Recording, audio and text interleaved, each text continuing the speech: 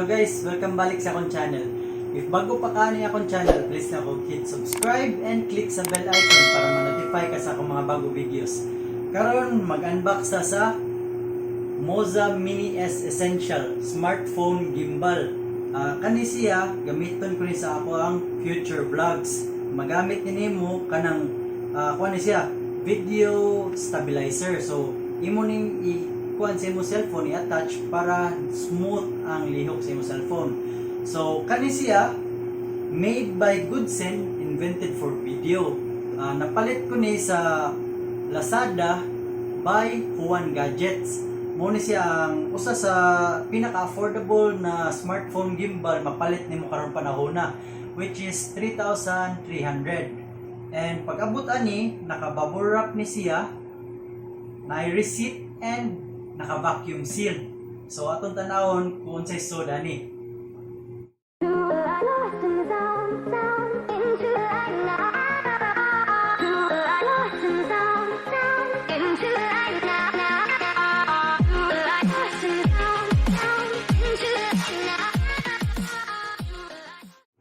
Okay, so atong tanawon ang sod sa box. So sod sa box natay user manual, natay sticker, Moza sticker, quick start guide, ang atong foldable gimbal, then type C USB cord, pouch para sudlanan sa gimbal, and phone jack to micro USB, and nasi pakapin tripod adapter na makonect nimo sa imuhang gimbal para mutindog siya.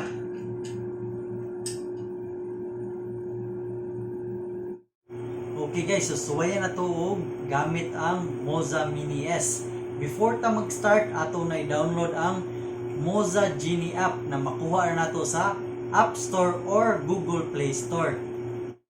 Okay guys, so manatag download sa atong Moza Genie app. Karon ani na ta sa gimbal. So ang gimbal mo ni siya na sa mga M button, button, kani siya ang joystick para sa mga roll na function, power button, type C USB port, iyahang battery indicator, ug ang trigger button. So una ato nang i-unlock ang gimbal. So pag unlock niya, imurang ibirahon diri para mo unlock, then twist, then mulak na siya diha, then diri na pod ato sa nang unlock. So mo na siya karon. Before ta mag sugod, kailangan i-insert una nato ang ato ang cellphone, kay kung dili nato i-insert ang mahitabuan na ang gimbal magtuyok-tuyok. So na-insert na nato ato cellphone. Karon i-hold lang nato ang power button para mo-on siya. So calibrate na siya diretso giyaha. Diretso na siya. Atong i-on sa ang cellphone. I-on sa natong cellphone. Then atong i-open ang Moza Genie app. Okay guys, so sud sa Moza Genie app, natay Bluetooth para sa connectivity niya padung sa gimbal. Then kani for tracking mode ni siya, imoy lock sa dapita, lock na siya, magsunod ra ang camera nimo. Then para sa front o rear camera, then settings na diri mga live, focus, filter, grid, resolution, professional mode, shooting mode, anti-shake, flash, spirit level o playback. Then diri na to resolutions, ang diri dapita ang ato ang battery, then ang capture mode na to na diri and record button na diri dapita. So ato na din ni suwayan o capture dito sa gawas. Okay guys, naata karon sa gawas aton testingan kung unsa joy features aning Moza Mini S, unsay nakanindot sa iyang 3-axis na pagka-gimbal. So una na siya ay roll, pitch ug yaw function. So una atong testingan ang yaw function. So yaw function gikan sa iyang pagka-off niya, inig-on nimo ana, automatic na siya yaw function. Meaning inig-shoot nimo unsay itsura sa phone kung kana siya, bisan pag imong tuyok-tuyok ko ana, naara jud siya diha. Nakalock ra jud na siya. So atong testingan unsay kuha niya. So mo ni siya.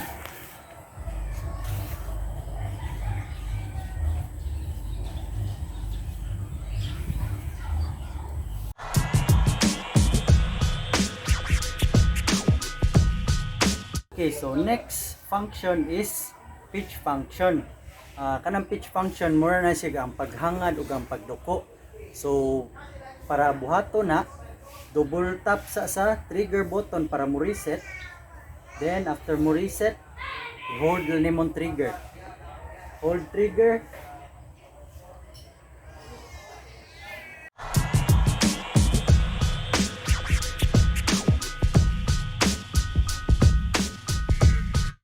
Okay guys, next function na to is ang roll follow.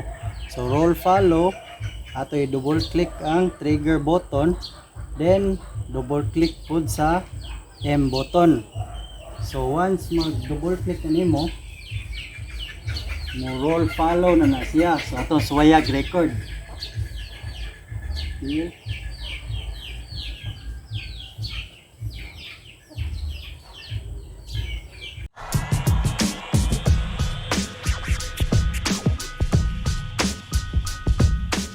Okay, so next na to is ang inception mode. Muna siya yung pinaka-famous na feature niya. So, una, ato na i-reset na sad. Double tap sa trigger button, then triple click sa bottom na button. So, 1, 2, 3. So, muna siya. Mo-enter na sa inception mode. Sa inception mode, record ka din. Gamito nimo ang joystick para mo roll siya. So ito record.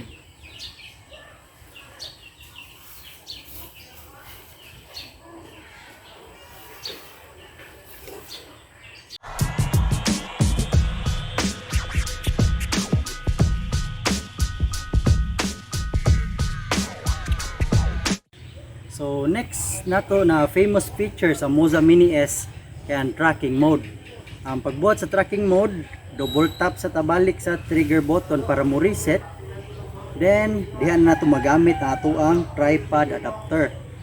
So ini buhat ato unang pisliton ang lock sa subject. Ato i-lock ang subject, and after malak ang subject, imo lang din siyang ibutang sa asa nimo gusto ibutang. Automatic na siya mo follow sa subject. So ato swag record, then makita na to mo na siya, masunod na siya na to.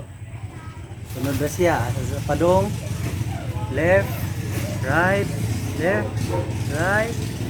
down, up. Asa ka pa dong, sunod na siya nimo. Sumuna siya ang tracking mode. Okay guys, so next na to function is ang sports mode. Sports mode, nindot ni siya mag-capture labi na magtuyok-tuyok or mag-ilis-ilis kag subject, and inig-twist nimo ang gikan sa usa ka subject padung sa lain subject, nindot ang transition. So para buhato na, double tap na sad sa trigger para mo reset, then double click sa bottom button para mo enter sa sports mode. So ato suwayan og record.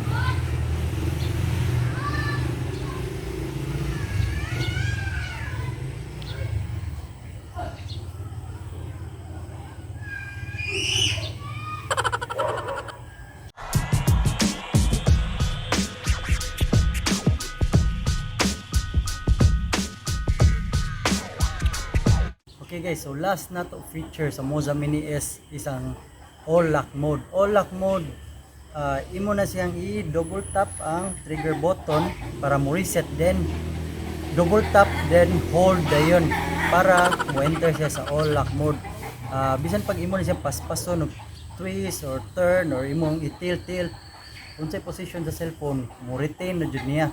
So steady ra ang subject sa to suwayan. 1 2 3. Then ato suway record. Ara ha. Okay.